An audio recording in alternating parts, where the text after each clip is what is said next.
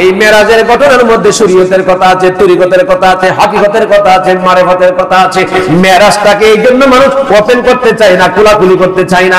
Open করে যদি খোলাখুলি কইরা মানুষের সামনে বলা বলি শুরু করে দেয়, বাবাজিরা আমার, প্রত্যেকটা মানুষ হাকিকত বুঝবে, তরিকত বুঝবে, মারিফত বুঝবে, আল্লাহর দিদার কেমনে পেয়েছেন নবীজি। আর নবীজির এই মেরাজের কথা আলোচনা করলে কোনো মানুষ নবীজির নিজের মতো বলার কোনো সুযোগ নাই। আর যারা বলুন সুযোগ নাই। এই জন্য কয় না মেরাজের কথা, জানে কথা ঠিক, জানে কথা ঠিক, কিন্তু কি কয় না। বাবাজিরা আমার, কয় না, জানার পরে যে কয় না, সত্যটারে গোপন রাখে নবীজির শানে।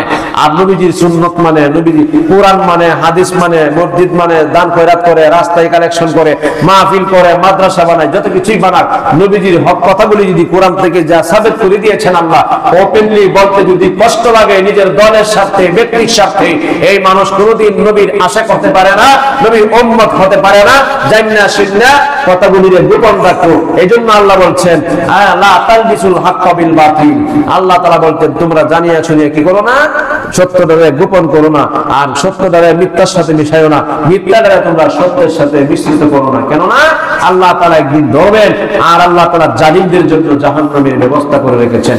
নবীর উপর যে মিথ্যা তহমত দিল, কথাগুলি যে রাইকা দিল, কথাগুলি ওপেন ভাবে প্রকাশ করে বলল না, আল্লাহ ভাষা অনুযায়ী বোঝা গেল সে মিথ্যাবাদী। এজন্য মহরমের কথা, মেরাজের কথা, এরপরে রবিউল আউয়ালের কথাগুলি, এই যদি প্রত্যেক মসজিদে মাস আসলে জুমায় জুমায় যদি সব ধরনের গণনা আলেম ওলামারা যদি বলতো, মানুষ নবীর প্রেমে লাফায়া রাস্তায় নামতো। কথা বলতে কি না?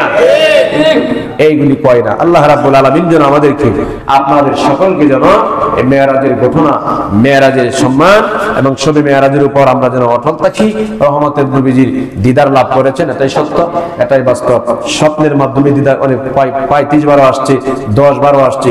স্বপ্নেও মেরাজ হয়েছে আল্লাহর সঙ্গে অনেকবার, তবে সরাসরি বাস্তবে হয়েছে একবার। তবে ঘুমায়া ঘুমায়া না, জাগ্রত অবস্থায় মেরাজ হয়েছে। সুবহানাল্লাহ বলবেন না? এটার মধ্যে আবার মত পার্থক্য করে, কি ঘুমায়া ঘুমায়া হয়েছে, আবার কেউ কইতে ঘুমায়া ঘুমাইলে আবার আল্লাহর সাথে কথা বললো কেমনে? সুবহানাল্লাহ বলবেন না?